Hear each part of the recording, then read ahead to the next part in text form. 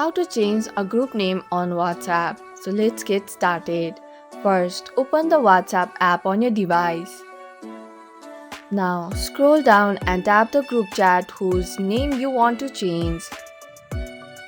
Tap on group chat name at the top.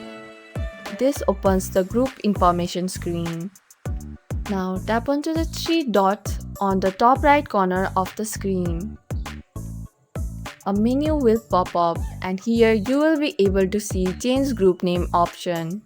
Tap on it and change your name. You can type up to 25 characters. You can also add emojis. Once you are done, tap OK or Save. The group name will be updated for all members instantly. And if you found this tutorial helpful, don't forget to like, subscribe and press the bell icon for more updates. Thanks for watching and I'll see you in the next video. Bye for now.